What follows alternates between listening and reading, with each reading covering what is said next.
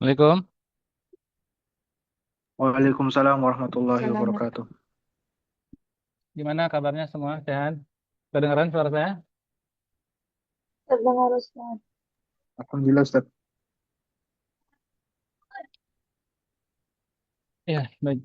Sudah. Kita mulai ya. Sudah direkam? Sudah langsung ya ke YouTube ya? Oke. Bismillahirrahmanirrahim. Innal hamdalillah nahmaduhu wa nasta'inuhu wa nastaghfiruh. Wa na'udzu billahi min shururi anfusina wa min sayyiati a'malina. May yahdihillahu fala mudilla lahu wa may yudlil fala hadiya lahu. Wa asyhadu an la ilaha illallah wahdahu la syarika lahu. وأشهد أن محمدا عبده ورسوله لا نبي ولا رسول بعد Alhamdulillahilladzi binikmatihi tatimmus shalihat. Segala puji bagi Allah yang dengan nikmatnya hari ini kita mewujudkan banyak sekali kebaikan-kebaikan. Alhamdulillahilladzi ja'ala likulli da'in dawaan wa likulli hammin farajan. Segala puji bagi Allah yang menjadikan bagi setiap penyakit itu ada obatnya dan bagi setiap kesusahan ada kelapangan. Alhamdulillahilladzi biyadihi mafatihul ghaib wa binurihi tudhi'us samawat.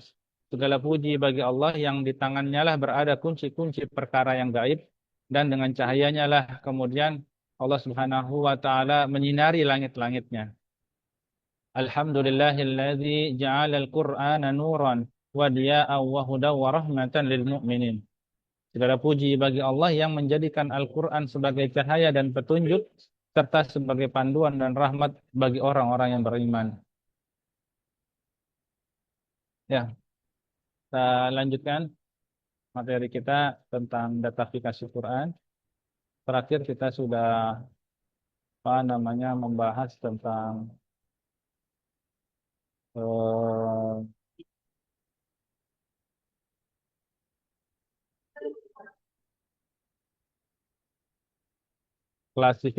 klasifikasi ayat, datafikasi Quran ya.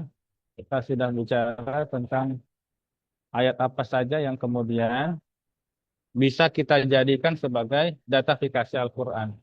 Nah, hari ini kita akan membahas yang namanya adalah eh, Quran lalu kita kaitkan dengan datafikasinya. Kita ambil nanti studi kasus berupa yang namanya karbon kredit atau istilahnya adalah oksigen. Ya, kita tahu bahwa hari ini gas yang paling dibutuhkan oleh manusia adalah oksigen. Padahal ya kalau kita tidak memproduksi yang namanya oksigen, maka pasti ada makhluk Allah yang kemudian memproduksi oksigen. Siapakah dia yang memproduksi oksigen? Dialah yang bernama adalah pohon. Ya. Nah, itu hari ini kita akan membahas yang namanya tentang pepohonan, lalu kita kaitkan dengan datafikasi Al-Quran. Apa saja sih ayat-ayat Al-Quran yang berbicara tentang wajibnya kita menjaga yang namanya pepohonan? Lalu dampaknya seperti apa kalau misalnya pepohonan ini kita tidak pepohonan itu tidak kita jadikan sebagai bahan penelitian, ya. Pohon-pohon yang hari ini ada, ya, barangkali ada yang sudah berumur 300 tahun, ada yang sudah berumur lebih dari 1.500 tahun, ya, seperti pohon yang pernah ada di Jordan, ya. Pohon itu pernah disandari oleh Rasulullah Shallallahu Alaihi Wasallam sampai hari ini masih ada. Nah, maka hari ini kita akan belajar banyak eh, tentang yang namanya pepohonan, ya. Oke, saya izin share screen. Kalau suara saya kurang jelas, nanti tolong teman-teman infokan ya.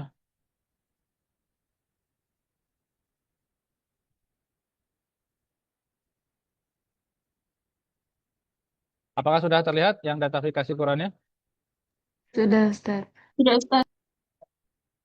Ya.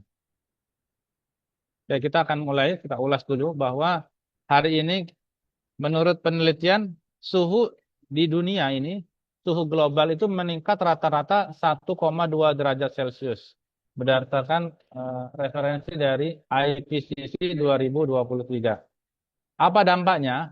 Dampaknya adalah 1 juta spesies itu terancam punah.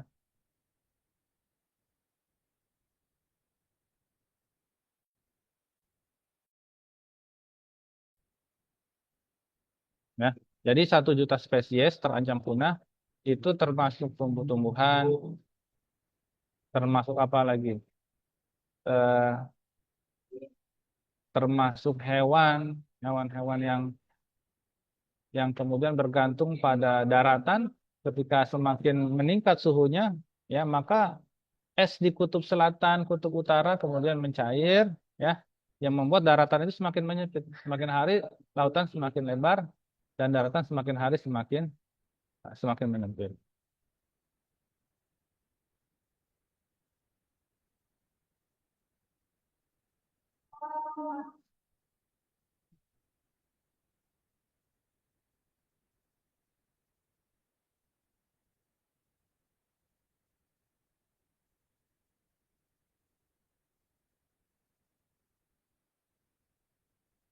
Nah, sebelum kita masuk ke permasalahan yang hari ini melanda dunia, kita akan brainstorming dulu ya teman-teman. Siapa di antara kita yang hari ini menanam satu saja pohon di rumahnya masing-masing? Kita suka katakan bahwa wan najmu wasyajaru yasjudan. Dan bintang serta pohon-pohon itu bersujud kepada Allah. Patuh sama Allah Subhanahu wa taala di surat Ar-Rahman itu. Dan memang semuanya yang ada di bumi ini perhiasan, tapi semuanya itu tunduk dan patuh sama Allah Subhanahu wa taala. Inna ja'alna ma 'alal ardi zinatan laha linabluwahum ayyuhum ahsanu amala. Jadi hari ini kita sedang berbicara tentang yang namanya paru-paru dunia. Ya. Kalau kita hari ini menanam satu saja pohon, maka sesungguhnya kita sudah bersedekah oksigen itu. Ya, kita sudah bersedekah banyak sekali sedekah kalau kita menjadi seorang petani. Hanya saja sekarang kita petani itu kayak semacam profesi. Sehingga apa? Sehingga dipandang sebelah mata. Padahal kalau misalnya kita integrasikan agar yang namanya pertanian itu masuk ke dalam kurikulum, maka teman-teman barangkali ya hari ini tidak perlu lagi repot-repot berlomba-lomba di kelas untuk mencari nilai setinggi-tingginya, ya mengumpulkan angka sebanyak-banyaknya sehingga bisa keterima di PNS, bisa keterima. Jadi anak-anak kita kan diajarin lomba. Untuk cari makan saja anak-anak kita dijadiin lomba. Di kelasnya dijadikan perlombaan pacuan kuda itu untuk mengejar ranking setinggi-tingginya. Nanti harus masuk SMP yang paling bagus, SMA yang paling bagus. Akhirnya apa? Akhirnya anak kita untuk mengenalkan dia dengan tumbuhan, dia mengenalkan dia dengan makanan, dengan hewan-hewan yang ada di sekitarnya, itu harus melewati 12 tahun pendidikan dengan mengumpulkan angka-angka tadi. Sehingga dia kemudian dipaksa untuk menjadi orang yang bergelar PNS kalau mau hidupnya sukses. Padahal kalau saja misalnya kita integrasikan sistem pertanian pada lingkungan anak-anak SD saja. Ya, setiap anak itu wajib miara satu ayam. Ayam yang kecil itu murah ya, ayam bebek ya. Anak-anak saya itu bukan untuk bisnis bukan, tapi untuk mengajarkan mereka tanggung jawab. Saya kasih mereka bibit jagung, mereka suruh tanam. Dari satu jagung itu nanti akan keluar 7 helai. Dari 7 helai itu akan keluar masing-masing 100 jagung. Dari jagung saja. Anak-anak saya ajarkan nanam batang singkong. Tinggal tanam-tanam gitu ya. Nggak punya tanah, ada pot ya. Nggak ada pot, ada polybag yang terbuat dari plastik itu ya. Miara ayam. Jadi pakai kandang kecil saja. Ayam itu 10 ribuan itu satunya yang kecil. Bebek juga sama, sekitar 12 ribuan yang ukuran sedang ya. Miara ikan. Sehingga anak-anak kita diajarkan tanggung jawab. Ya, bahwa kalau misalnya kamu perhatikan nak, ini hewan, tumbuhan, ini semuanya wan najmu wasyajaru yasjudan. Mereka ini sujud sama Allah. Mereka ini bertasbih kepada Allah dengan sujud dan tasbih caranya mereka masing-masing. Kita diajarkan seperti itu. Mengajarkan tauhid kepada anak-anak sehingga anak-anak itu betul-betul menyembah Allah. bukan menyembah angka-angka nilai-nilai yang ada di kelas tadi kan. Ayo nak belajar biar dapat matematikanya ranking 1, biar dapat sekolahnya favorit, biar dapat jadi PNS. Nanti kalau PNS, kamu bisa makan enak, bisa hidup nyaman, bisa punya rumah, punya ini. Nah, anak-anak akhirnya banyak yang stres karena kompetisinya sangat ketat sekali ya. Belum dimarahin sama gurunya, belum kalau nilainya jelek dimarahin sama orang tuanya ya. Padahal kalau anak dibiarin untuk berkreasi tanaman, tumbuhan, oh saya itu kalau untuk makan ini hanya sekedar nanam jagung saja ini. Jagung satu numbuh tuh ya berhelai-helai tangkainya. Lalu dari tangkainya keluar jagung-jagungnya. Nah, oh Masya Allah ya, Allah kasih saya ini cuma gampang sekali. Ya, tinggal kita rawat saja, tinggal kita siram saja, kita jaga. Ya. Maka anak kemudian memahami bahwa ya semua rezekinya itu dari Allah Subhanahu wa taala, bukan dari gurunya, bukan dari angka-angka kertas tadi ya yang ada di atas kertas, nilai yang ada di atas kertas. Nah, kita kembali ke pohon bahwa pohon ini melakukan yang namanya proses fotosintesis. Dia menyerap karbon dioksida, CO2 dari apa namanya dari udara. Lalu kemudian melepaskan yang namanya oksigen. Ini sangat vital ini bagi makhluk hidup. Di mana satu pohon dewasa itu dapat menyerap 23 kilogram CO2 per tahunnya. Jadi eh, apa namanya satu pohon itu bisa menyerap karbon dioksida 22 kilogram, menghasilkan oksigen yang cukup untuk sepasang manusia bernapas selama 1 tahun. Jadi satu pohon kecil ya, itu bisa digunakan untuk menghidupi oksigen sepasang suami istri. Nah, jadi sebenarnya kalau misalnya kita nggak punya pohon, itu kita menghutang. Kita ngutang oksigen sama pohon yang lain itu. Ya. Tapi alhamdulillahnya Allah ciptakan luar biasa nih yang namanya pepohonan ya. Kita tanam 1 biji saja, keluarnya 100. Saya tanam singkong itu, ya, itu banyak sekali eh, hasilnya. Belum daunnya yang kita manfaatkan ya, buat lalapan, buat malah saya kasih ikan nila, doyan juga ikan nila. Nah, pohon yang luar biasa patuh dan tunduk sama Allah Subhanahu wa taala. Wan najmu wasyajaru yasjudan. Bintang serta pohon-pohon sujud sama Allah Subhanahu wa taala.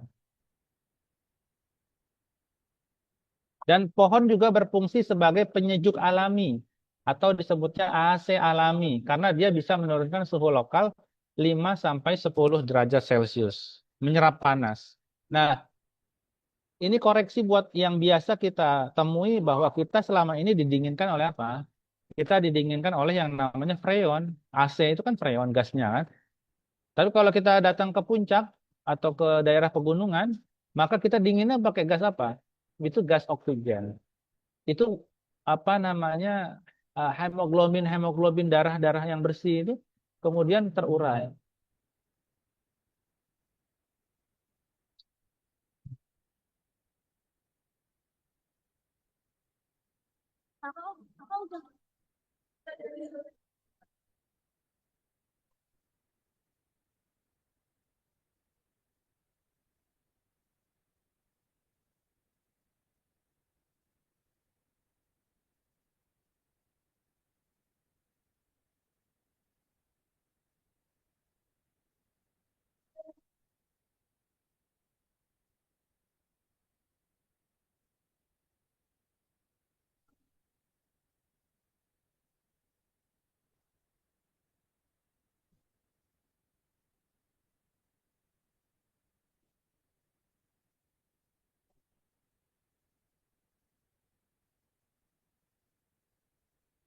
Jadi di sini aja ya, nunggu nyantap bunda.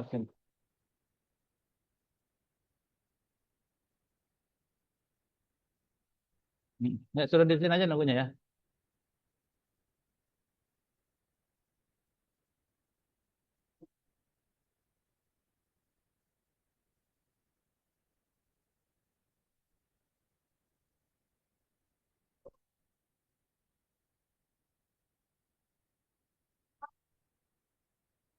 Ya, baik kita lanjut.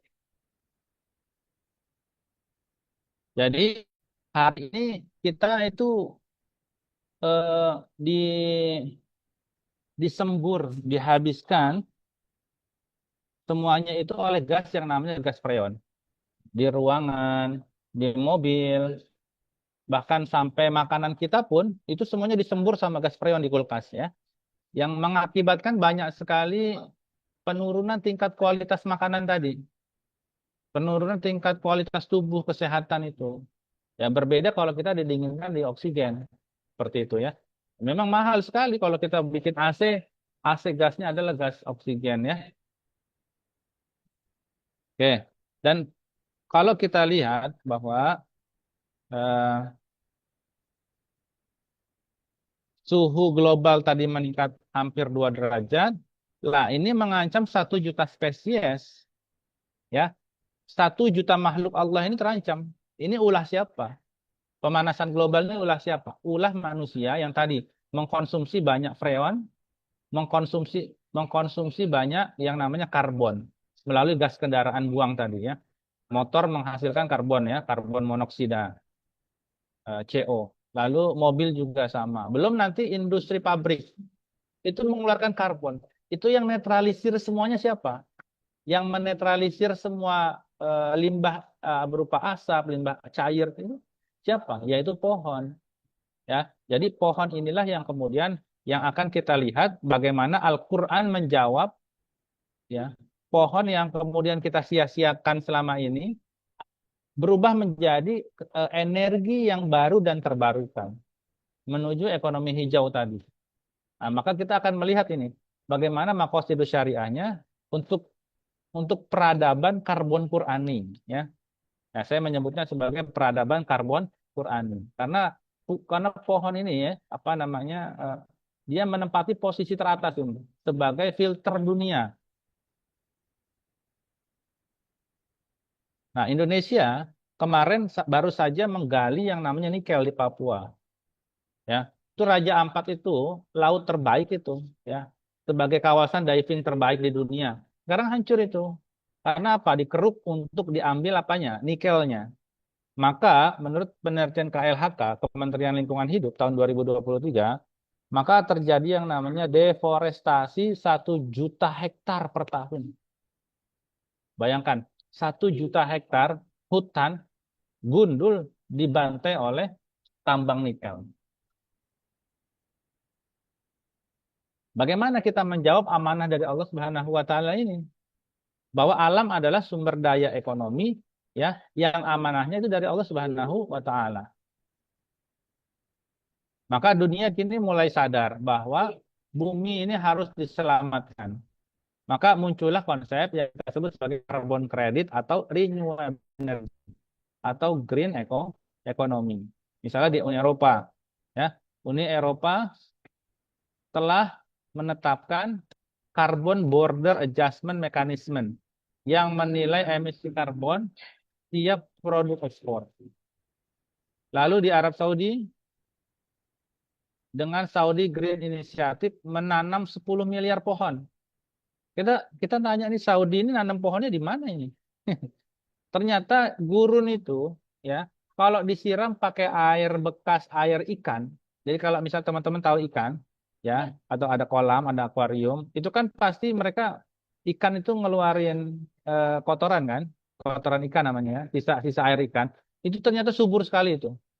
Ya sisa-sisa kotoran air ikan itu kalau misalnya kita mau nyuci airnya, nyuci kolam ikan, itu air jangan dibuang, kamu siram saja ke pohonan. Oh, itu subur sekali. Nah, di Arab Saudi itu mereka menanam besar-besaran ikan, ya, mengkonservasi berbagai jenis ikan air tawar di dalam akuarium-akuarium raksasa. Nanti airnya dia semprotkan ke gurun atau dia semprotkan ke kebun-kebun kurma. Nah, kemudian dia buat yang namanya Saudi Green Initiative yang menanam 10 miliar pohon, bayangkan. Bukan 1 juta pohon, bukan satu dua pohon, 10 miliar pohon. Maka nggak heran nanti ya nubuat Nabi akhir zaman itu bahwa kawasan Timur Tengah itu akan kembali menghijau.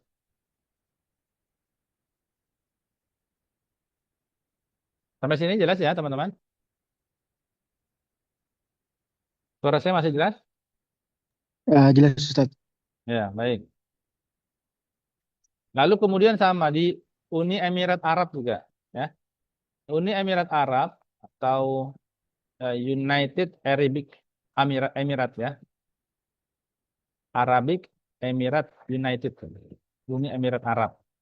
Ini menjadi tuan rumah ya 2023 di Dubai dengan konsep Faith Pavilion. Untuk pertama kalinya agama dilibatkan dalam diskursus energi. Jadi dianggapnya agama ya agama saja, energi ya energi saja. Padahal ini sudah dimulai sama Dubai. Dubai mengkolaborasikan antara agama dengan energi, agama dengan alam. Nah, makanya kami di sekolahan itu kita bikin konsep yang namanya Quranic farming. Nah, teman-teman yang mau lihat konsepnya seperti apa Quranic farming itu bisa kita lihat ya. Bagaimana para penghafal Quran itu dia punya program bahwa satu anak itu satu kebun.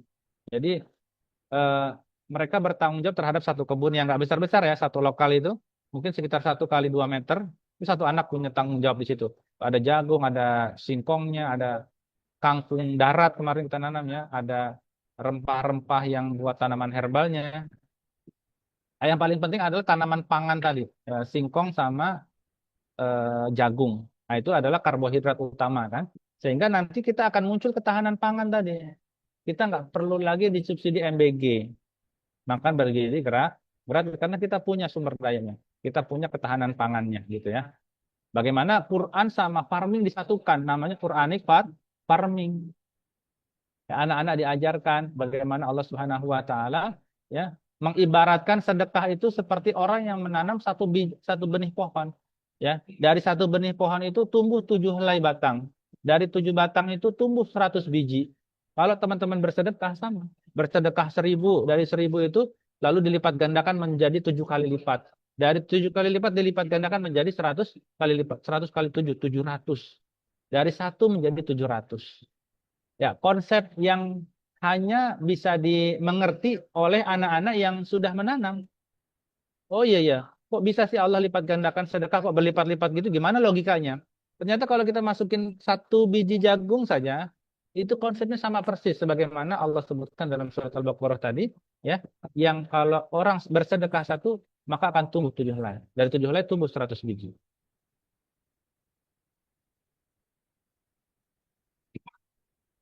Nah, Allah perintahkan kepada kita untuk menjaga alam ini, untuk menjaga pohon, dan Allah menjaminkan pahala. Huwa ansya'akum minal ardi wasta'marakum fiha. Dia Allah Subhanahu wa taala menciptakan kamu dan dari bumi dan memerintahkan kamu untuk memakmurkannya. Huwa ansya'akum minal ardi wasta'marakum fiha. Memakmurkan bukan mengeksploitasi. Hari ini kita berlomba untuk apa? Ngegali dunia, ngegali bumi ini sedalam-dalamnya. Ya. Padahal kalau kita gali ya ada semuanya, tapi memang Allah taruh ya besi-besi itu di bawah dunia ini, di bawah kaki kita supaya tadi kuat sebagai pondasi. Bagian kalau dikeruk terus, kayak lapindo itu kan, digali terus, disedot terus, maka yang keluar apa? Bukan cuma minyak, tanahnya sampai sekarang nih lumpur lapindo nggak berhenti-berhenti. Ya, semua pertambangan dimanapun pasti merusak. Bahkan gara-gara pertambangan itulah muncul perang di mana-mana. Ya, harusnya kan negara yang punya pertambangan itu yang kaya. Tapi sekarang hasilnya gimana? Coba Afrika, kamu lihat kan. Penghasil mutiara, penghasil emas, minyak. Tapi apa yang nasib saudara-saudara kita di Afrika gimana hari ini? Ya, hanya menjadi negara yang dieksploitasi oleh apa? Oleh negara-negara Barat, ya, termasuk Indonesia, ya, termasuk Indonesia. Ya, jangan kita gaya-gayaan. Oh ini bisa meningkatkan devisa. Mana Indonesia dari dulu dikeruk itu Freeport emasnya, ya gini-gini aja. Ya. Hanya bikin kaya 1 2 orang, ya, itu 1 orang pejabat, berapa pejabat yang kaya saja. Tapi rakyat Papuanya gimana sampai sekarang? Masih pakai koteka. Nauzubillah ya. tidak dibangun itu perekonomian. Bayang kalau Papua itu bisa negara, jadi negara maju itu Papua. Tapi apa dampaknya sama orang-orang saudara-saudara kita di Papua sana? Nggak ada. Maka semua pertambangan tidak akan pernah bisa menghasilkan apapun karena nggak berkah tadi itu. Dieksploitasi seperti itu. Hari ini kita pengen menggalakkan ya non pertambangan. Apa? Yang ada di atas bumi itu namanya pohon. Dari pohon itu saja ya, teman-teman nanti akan saya kasih hitung-hitungannya ya.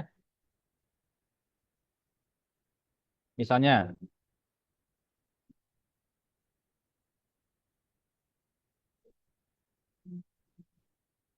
saya kasih lihat, saya stop dulu.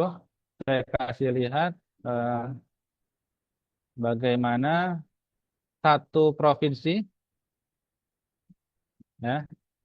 Sudah kelihatan yang teori karbon? Sudah, Ustadz. Ya. Nah, ini saya kasih gambaran. Saya ngajar ini di ekonomi syariah ya, untuk melihat potensi sumber ekonominya. Harus saya share sedikit di sini di Al-Quran dan Tafsir ya. Misalnya Papua itu punya luas lahan 33.120.000 hektar. Papua. Bayangkan, itu pohon semua itu. Kalimantan Tengah ada 15.300.000 hektar. Ini karbon semua, penyerap karbon semua ini. Terus sampai nanti Jawa Timur ada 1,3 juta hektar. Ya. Jawa Tengah ada 600.000 hektar. Jawa Barat 800.000 hektar. Bali ya yang negara kecil itu provinsi kecil dia ada 127.000 hektar tuh. Ekosistem laut dan gunung bisa menjadi yang namanya ekowisata, agroforestry ya. Bahkan bisa menjadi yang namanya karbon wisata. Jadi apa sebenarnya fungsi karbon itu ya? Jadi fungsinya karbon sebagai apa?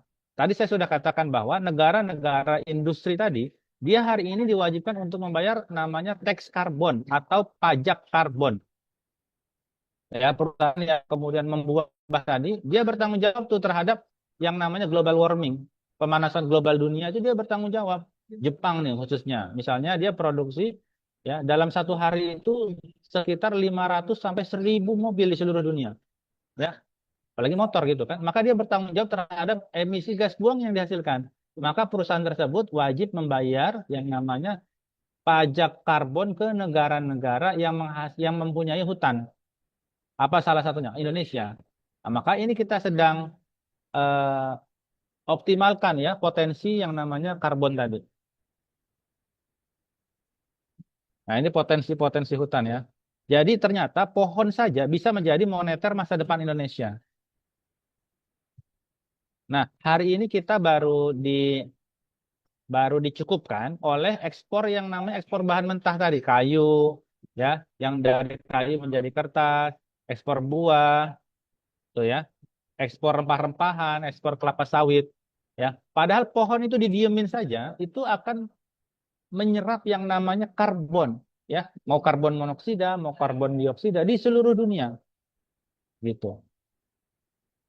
Jadi pohon didiamin saja, maka nanti pohon tersebut kemudian akan banyak berguna, ya, yang kemudian nanti pohon itu bisa dihitung pakai satelit. Dari satelit itu lalu kemudian kita punya nilai tawar ke negara-negara industri tadi, ya, bahwa kita ini paru-parunya. Kalau kamu misalnya nggak mau bayar ke paru-parunya, ya udah, ya, maka nanti kita babat aja hutan kita. Nah, biar global warming aja semuanya. Maka negara-negara Eropa yang negaranya itu mereka rata-rata di bawah laut, itu ketakutan sekali mereka. Kalau yang namanya global warming, pemanasan global.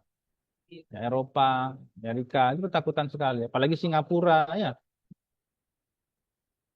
Maka mereka concern sekali nih, ya agar Indonesia ini mempertahankan hutannya. Ya, ada tiga negara, ada Brazil, Kongo, sama Indonesia menempati posisi eh, eh, top top 3 dunia sebagai negara penyerap karbon di dunia. Brazil dengan hutan Amazonnya ya, Kongo di hutan Afrikanya dan Indonesia dengan di berbagai provinsi rata Indonesia.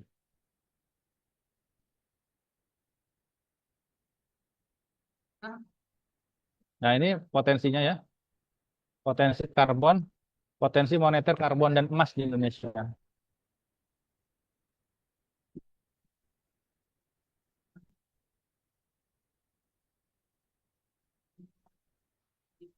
Nah, jadi maksudnya apa? Siapa yang bisa menjual kredit karbon? Ya, misalnya hutan mangrove ya. Hutan mangrove, hutan yang lahan yang jadi antara laut dengan daratan itu biasanya ada hutan mangrove. Agar laut tadi tidak abrasi. Nah, jadi daratan nggak habis itu. Saya pernah nanam hutan mangrove di Bekasi waktu itu. Ya. Terus saya lihat, masya Allah itu. eh, Kampung-kampung itu udah pada jadi lautan semua. Karena nggak ditanamin mangrove tadi. Akhirnya lautnya maju terus. Karena global warming ya maju terus. Tapi kalau ada mangrove, hutan mangrove, maka dia tertahan tadi. Tidak yang namanya abrasi tadi ya. Jadi hutan mangrove tadi itu bisa menyerap ya setiap 1 ton CO2 yang berhasil diserap atau dikurangi dikonversi menjadi 1 unit kredit karbon. Ya. Nah, jadi pohon mangrove itu ya mangrove yang nggak kita ketahui manfaatnya ya ternyata hari ini manfaatnya luar biasa itu. Allah ciptakan tumbuhan itu wasajaru yasjudan. Pasti ada manfaatnya. Coba saya belum pernah melihat ada pohon yang tidak ada manfaatnya. Ya, tidak ada satupun pohon yang tidak ada manfaatnya. Nah, sekarang kita mengetahui bahwa setiap pohon itu ternyata bisa menyerap karbon dioksida. Jadi yang kita jual itu bukan fisik oksigennya, tapi apa sertifikatnya. Ya, sertifikat hutan mangrove tadi yang kemudian didaftarkan di PBB, lalu nanti negara anggota PBB itu bayar pajak ya ke Indonesia karena Indonesia punya sertifikat digital karbon tadi. Nah, ini ilustrasi sederhananya. Ilustrasi sederhananya, hutan mangrove 1 hektar di Sumatera itu nyerap 1.000 ton CO2 ekuivalen. Ya, 1 hektar menyerap 1.000 ton CO2.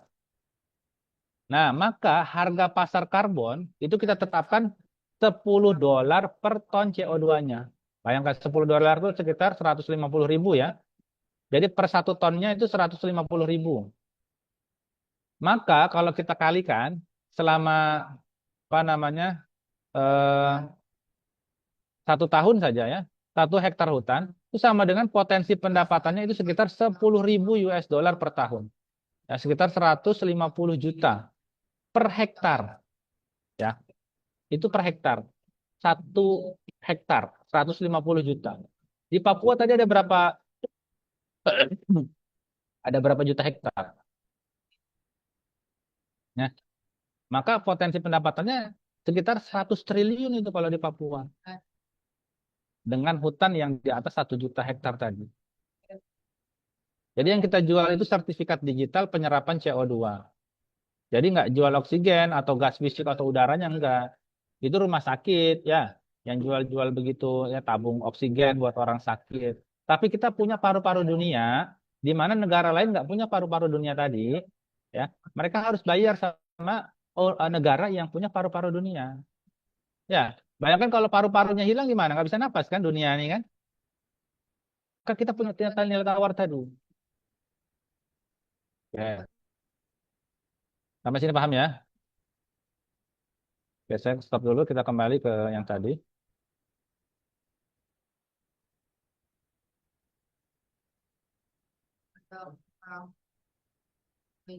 Datafikasi ya. Nah, siapa sih yang suka buat kerusakan di muka bumi? Nah, ini manusia. Allah Subhanahu wa taala itu sudah menggambarkan dalam Al-Qur'an, "Wala tufsidu fil ard ba'da islahiha." Janganlah kamu membuat kerusakan di bumi setelah Allah memperbaikinya. Ya. Nah, manusia itu memang begitu. Kerjanya ngerusak aja. Wala tufsidu fil ard ba'da islahiha. Janganlah kamu membuat kerusakan di bumi setelah Allah memperbaikinya.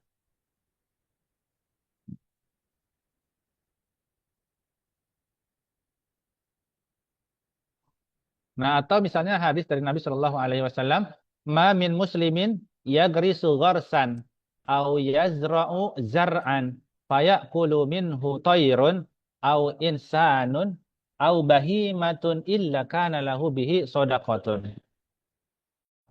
Nabi Shallallahu Alaihi Wasallam mengatakan, tidaklah seorang muslim menanam pohon atau tanaman lalu dimakan oleh burung, dimakan oleh manusia, dimakan oleh binatang-binatang, kecuali itu menjadi sedekah baginya. Tuh, bayangkan. Banyak sedekah yang kemudian dihasilkan oleh para petani yang miskin itu.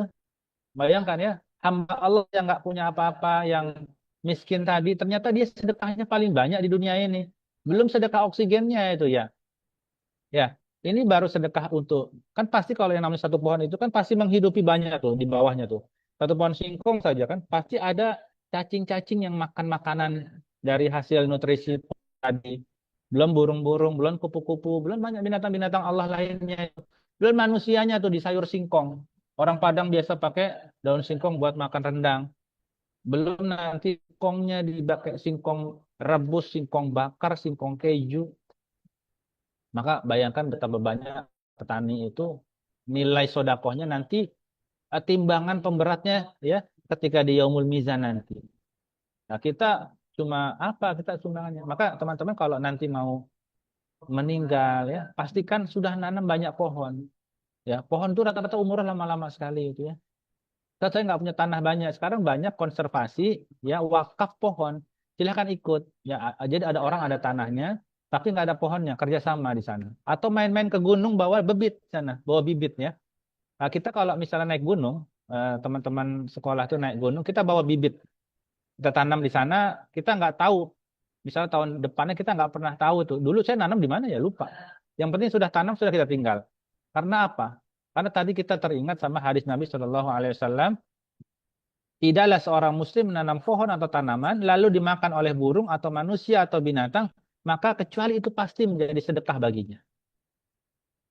Nah, jadi kan gunung-gunung banyak ya, taman-taman banyak, tanah kosong banyak, tanam aja. Maka itu akan menjadi yang namanya illa kana lahu bihi sodakotun, maka akan menjadi sedekah baginya. Bahkan Nabi ketika perang itu ngancam itu untuk nggak boleh kalian itu ya perang ini lagi kondisi perang, jangan nebang yang namanya pohon. La taqta'u syajaran wala tuhriku nahlan wala tuhaddimu bunyanan. Janganlah kamu nebang pohon. Jangan kamu membakar kebun kurma dan menghancurkan bangunan. Kondisi perang saja seperti itu ya. Pohon dijaga karena tahu bahwa ini adalah paru-paru dunia. Apalagi di Timur Tengah, di gurun saat Nabi ada waktu itu ya pohon itu langka sekali. Nah, kita hari ini nggak ngerasa manfaatnya karena di mana-mana kita lihat banyak sekali pohon. Kita baru ngerasa pohon itu berharga kalau nanti kita sudah nggak punya apa-apa. Pernah saya lihat film salah satunya itu yang observasi ke planet mana ya. Dia senang sekali itu punya dapat satu bibit, dia bisa tanam di luar angkasa.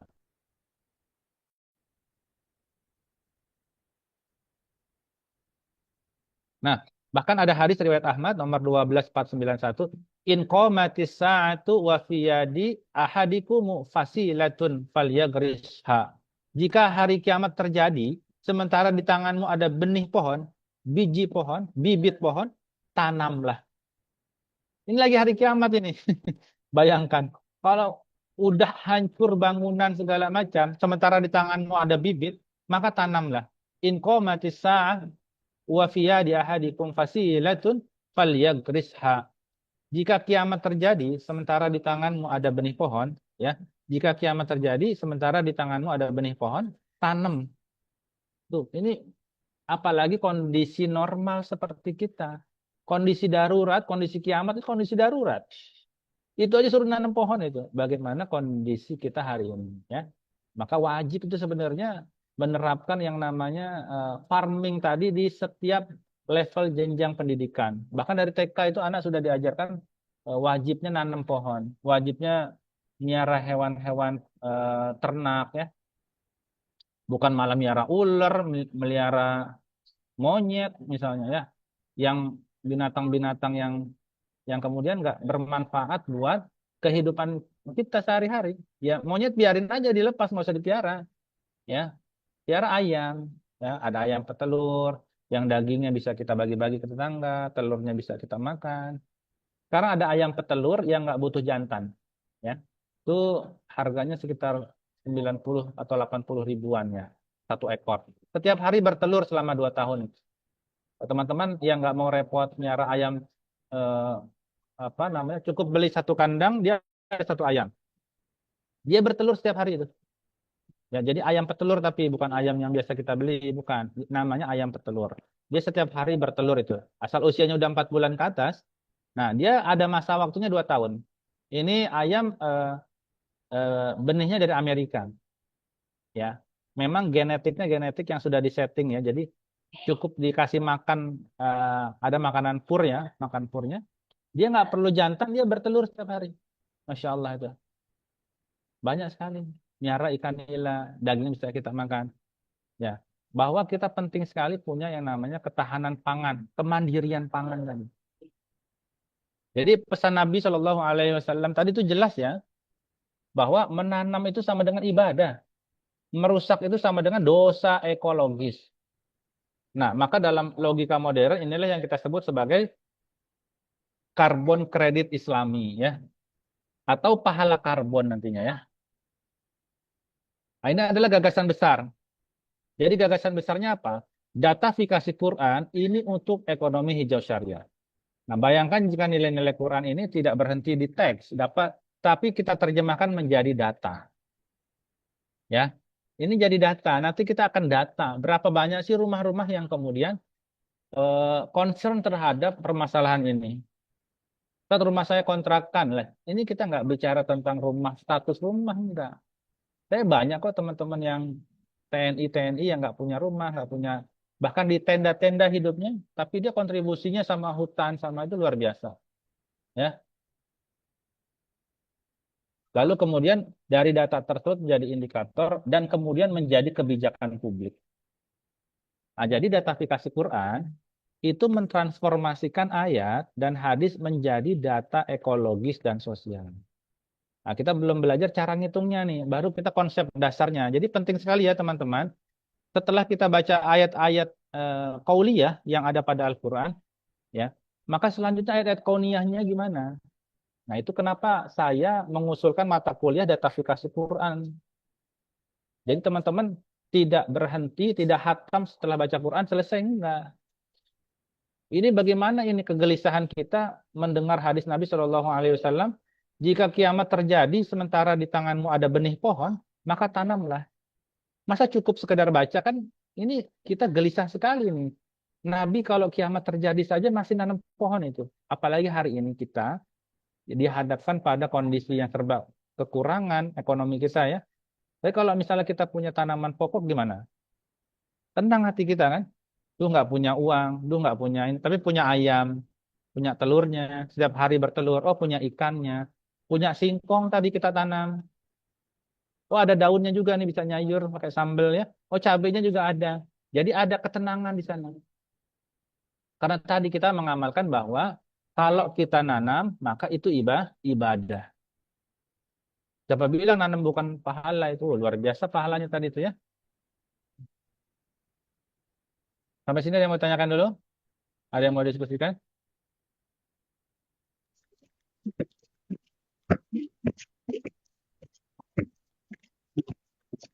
Oke, jadi kita tetap ya datafikasi Quran itu berangkatnya dari dalil-dalil Al-Quran dan As-Sunnah Nabi ya Shallallahu Alaihi Wasallam.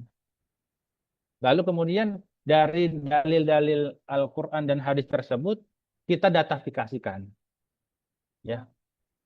Kita data nanti ini, misalnya jumlah pohon per rumah itu berapa sih? Nanti kita akan buat itu, teman-teman. Lalu kemudian di rumah ibadah, misal masjid, konsepnya hari ini masjid itu udah salah kaprah semua. Bukan banyak-banyakin pohon di masjid, banyak-banyakin AC. Coba bayangin. Saya pernah itu, masjid sholat tarawih, tiba-tiba mati lampu. Kan kalau lampu mati kan pasti AC mati kan? Sementara mereka itu udah nggak punya jendela semua. Tutup-tutupin semua jendela. Bahkan ada yang dipaku-pakuin itu. Dikasih tambahan ya untuk ventilasinya ditutup-tutup. Itu bayangkan ketika AC mati itu apa yang terjadi itu. Udah, dia cuma bisa buka pintu. Tapi yang di dalam gimana? Sesak napas. Bayangkan, bandingkan dengan masjid-masjid yang menganut konsep ekonomi hijau. Masjid hijau misalnya ya. yang kemudian dia udah plong, mau mati lampu kayak mau enggak kayak ya udah tinggal yang penting gelap ya gelap, tapi dia bisa nafas. Kalau masjid full AC, ventilasinya nol, ya udah gelap nggak bisa nafas. Apa yang terjadi? Ah, mati di situ deh. Nah, jadi ini ada salah kaprah tentang yang namanya gas emisi. Dianggapnya AC, semakin banyak AC, semakin banyak freon. Freon-freon yang ada di masjid-masjid itu dianggapnya oh masjid ini semakin mahal nih, semakin khusyuk nih. Karena tadi kita tidak diajarkan betapa berharganya yang namanya karbon tadi.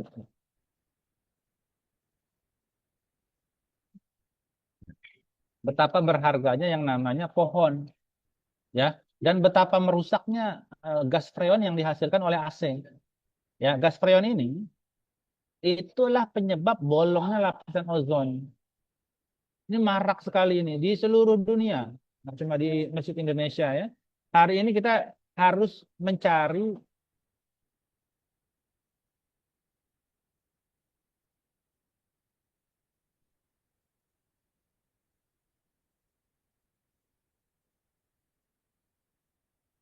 ya.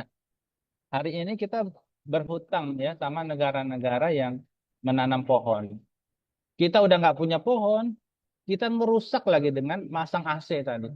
Saya bela-belain nggak pasang AC itu di rumah. Ya murah pasang AC sekarang ya segala macam. Tapi tadi saya sudah sedekah oksigen belum nih buat dunia nih. Kok saya malah ngerusak itu dengan gas freon yang dihasilkan oleh AC. Walaupun ya belum ada sih tinjauan hukumnya ya, belum sampai sejauh itu. Ini apa? eh, eh, Nanti lama-lama gas freon diharamkan ini.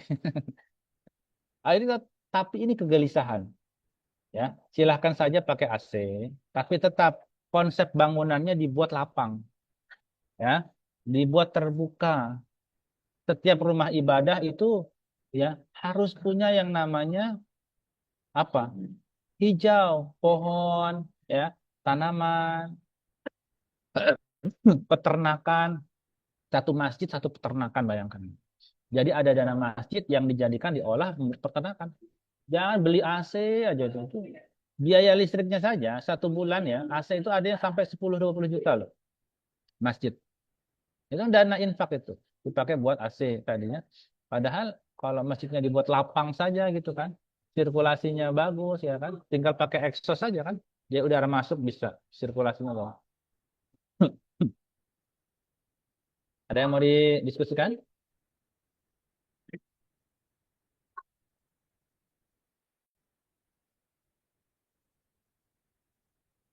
Jadi Arab Saudi ya, itu udah mulai menanam banyak pohon. Nah, kita di Qatar, di Malaysia, malah di Malaysia itu ada yang namanya Green Mosque Project, ya. Ada proyek masjid hijau. Nah, tempat saya ini masjid hijau nih, tapi pakai AC. Namanya doang masjid hijau. Di lantai atasnya pakai pakai AC. Tapi di Malaysia, di Qatar itu sudah ada yang namanya Green Mosque Project. Itu apa artinya? Itu maksudnya adalah masjid dengan pengukuran karbon dan sistem energi surya. Jadi udah nggak pakai listrik, dia pakai tenaga surya. Di Nusantara juga ada Nusantara Carbon Project. Ya di Kalimantan itu mengembangkan wisata karbon. Jadi orang membayar namanya nanti ada istilahnya itu ziarah karbon. Bukan ziarah kubur, ziarah karbon. Jadi wisata yang isinya hutan, bunga-bunga, dia terpapar sama banyak oksigen, ya. Nah dari situ kemudian dia bisa merasakan bagaimana tubuhnya itu dibanjiri dengan banyak banyak oksigen tadi. Di Istiqlal udah mulai tuh Green Revamp menggunakan energi surya dan sistem air daur ulang. Jadi air sisa kita wudhu itu bisa didaur ulang. Itu di Istiqlal sudah ada. Nah, bayangkan jika semua itu ya eh, kita menggunakan yang namanya kerangka Quran atau yang istilahnya disebut sebagai maqasidus syariah, maka secara data atau driven kita bisa punya yang namanya Quranic Carbon Index. Nah, ini penting sekali ini ya. Quranic Carbon Index per kota. Jadi nanti ada kota-kota kita lihat berapa Quranic carbon index-nya. Oh, luar biasa itu. Kalau Quran di mana-mana sudah kita istilahkan itu. Ya. Jadi kota ini karbonnya berapa nih? Gas emisinya berapa? Turun, naik. Masjid ini juga sama. Nanti masjid punya yang namanya Masjid Carbon Index. Itu luar biasa. Ya. Ada wakaf Islami berbasis sensor ekologi tadi. Jadi dunia ini menuju yang namanya net zero tahun 2050. Nah, Islam menuju makosid zero fasad. Artinya adalah kerusakannya nol. Harus buat yang namanya nol kerusakan bumi. Jadi peradaban Islam masa depan itu adalah energi bersih yang digerakkan oleh etika wahyu. Masjid menjadi pusat data karbon. Jadi masjid itu kemudian menjadi edukasi hijau. Bukan di marmer semua. Justru kebunnya di masjid. Masjid itu menjadi kebun. Menjadi tanah. Saya belum pernah lihat itu masjid yang lantainya tanah. Lantai utama sholatnya tanah belum ada. Zaman Nabi kan nggak pakai keramik, pakainya tanah. Pakai sendal sholatnya ya. Lalu kemudian kita membayangkan di masa depan setiap pohon itu tercatat sebagai sedekah digital. Jadi nanti setiap pohon itu punya yang namanya barcode. Di Depok udah ada tuh, setiap pohon ada barcode-nya. Jadi kalau ngelihat pohon-pohon di trotoar di Depok itu udah ada barcode. Nah, jadi dasar semuanya adalah apa? Ayat-ayat Al-Quran.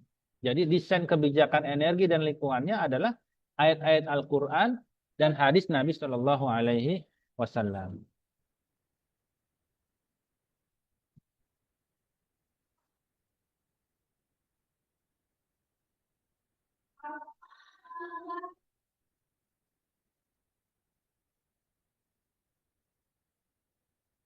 Nah, ada yang mau tanya terus sampai sini? Silakan, ada yang mau tanyakan. Kita udah tinggal 7 menit lagi ya.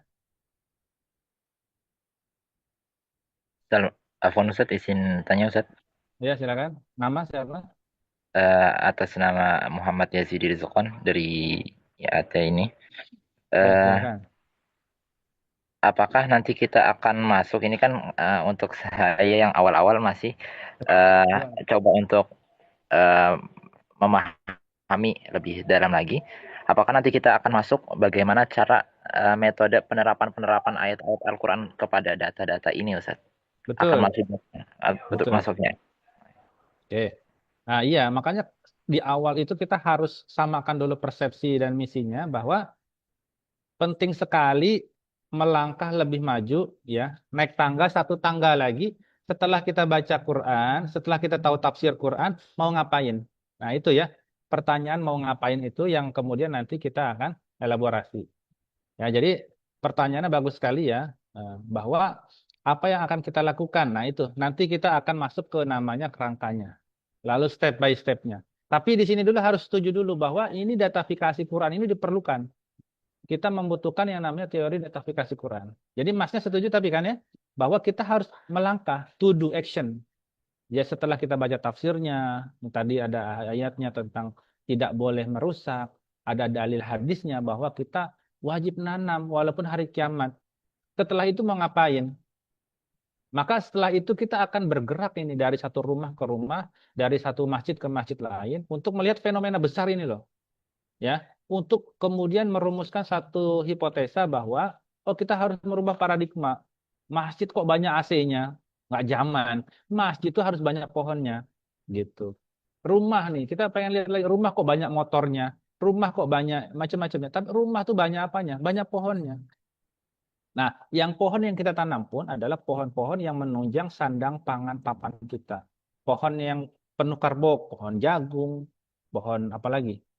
Pohon sagu, apalagi pohon singkong, ya, tanaman dapur, bawang, cabai itu numbuhnya gampang. Nanam cabai itu cuma masukin aja itu, dipotong ujung atasnya, biar kemudian jadi daun, dipotong bawahnya, kemudian jadi akar, masukin ke tanah, ya. Maka saya heran kok kalian masih beli bawang merah, masih beli daun seledri. Itu satu biji bawang merah saja bisa numbuhin banyak sekali bawang merah itu. Cabai apalagi begitu ya. Kita nggak akan pernah mengeluh kalau misalnya tadi kita udah selesai urusan yang namanya kebutuhan pangan kita, ya. Kalau sudah selesai kita nggak akan banyak mengeluh, ya. Walaupun dalam Al-Quran dikatakan innal insana khuliqa halu'a. Manusia itu memang suka mengeluh tadi. Itu Allah sudah gambarkan. Kita nggak boleh mengeluh, ya. Nah, maka setelah kita belajar Quran, setelah kita belajar tafsir, apa yang kita lakukan hari ini? Ya, kita melakukan yang namanya datafikasi tadi. Kita data nih mana masjid-masjid di sekitar kita yang kemudian menerapkan yang sesuai dengan kita contohkan. Mana masjid-masjid yang perlu kita bina tadi. Yang nanti kita akan riset di masjid-masjid yang tadi, ya. Nah, kurang lebih seperti itu dulu. Ustadz, apakah boleh bertanya kembali? Ya, Nambah silakan. pertanyaan. Nama saya Natasha dari IAT, Ustadz. Yakni terkadang ada beberapa pembahasan kalau kita kaitkan dengan tubuh manusia dan itu dibahas di sains. Misalnya, eh, misalnya manusia itu sel-sel tubuhnya itu dia membelah diri jam 12 malam sampai jam 3 pagi prosesnya. Jadi di waktu itu manusia harus tidur, karena kalau misalnya tidak tidur, maka selnya tidak bisa untuk membelah diri, dan dia tidak bisa meregenerasi sel-sel tubuh yang rusak. Nah, kalau misalnya kita sampaikan ini, misalnya Masya Allah, ternyata Allah SWT telah atur tubuh kita sedemikian rupa, dan dikatakan di dalam Al-Quran, misalnya Allah SWT menjadikan malam untuk istirahat, yakni malam, ya tidak dikatakan siang, atau yakni Allah SWT mengatakan dengan jelas waktu malam itu kita gunakan untuk istirahat. Ternyata hikmahnya di situ ada hal-hal besar yang Allah Ta'ala atur bahkan untuk tubuh kita sendiri di situ. Nah, misalnya kita sampaikan hal-hal seperti ini yang mana itu tidak kita dapatkan di kitab tafsir, namun kita kaitkan terkait pemahaman sains kita dengan ayat-ayat Al-Quran yang serupa, apakah itu boleh, ya Ustaz? Ya, itu Masya Allah, ya. Barakallah. Ya, memang seperti itu harusnya. Karena tadi, sains itu tidak kemudian muncul di beberapa kitab tafsir. Kenapa? Ya, sesuai dengan pengetahuan para ulama kita saat itu, ya. Para ulama saat itu barangkali belum menemukan misalnya ayat tentang apa? Eh, ayat tentang tadi apa? Tentang istirahat ternyata ada sel, ya. Siapa yang bisa tahu itu?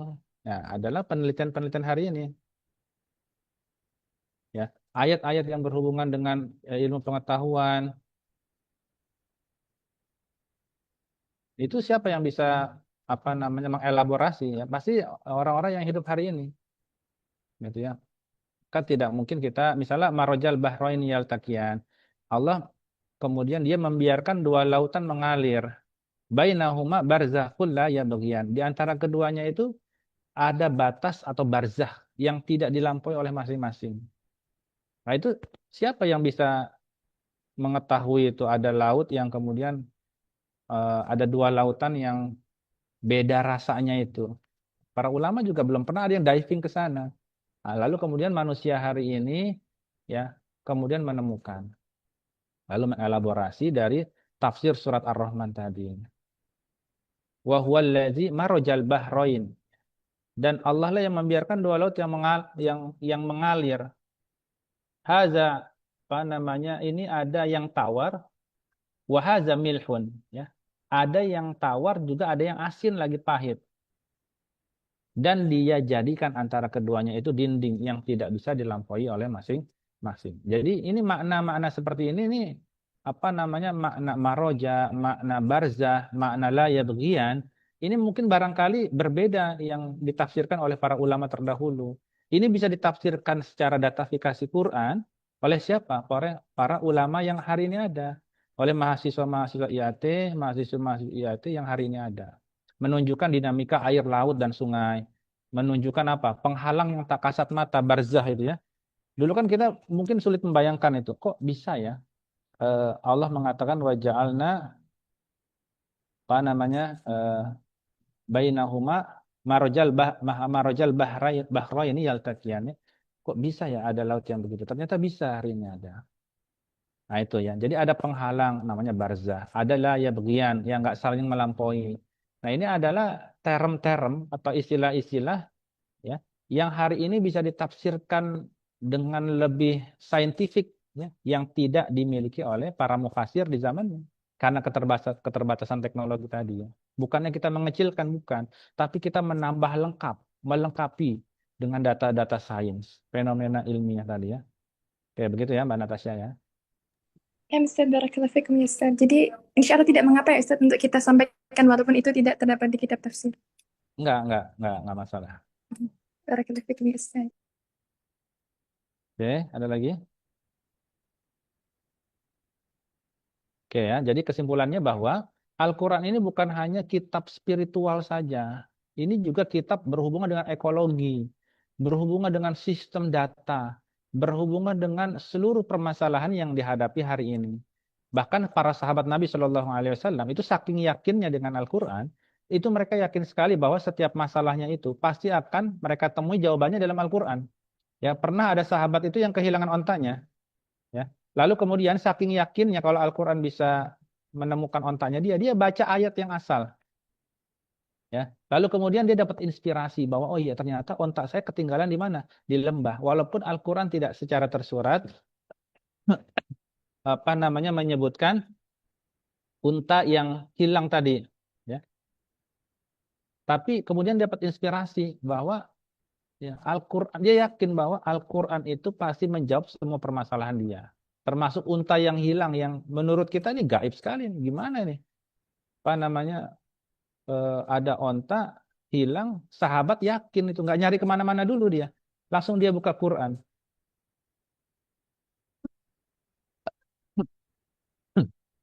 Nah ini keyakinan-keyakinan. Jadi saking yakinnya sahabat tadi ya, dia mencari onta yang hilang di Al-Quran.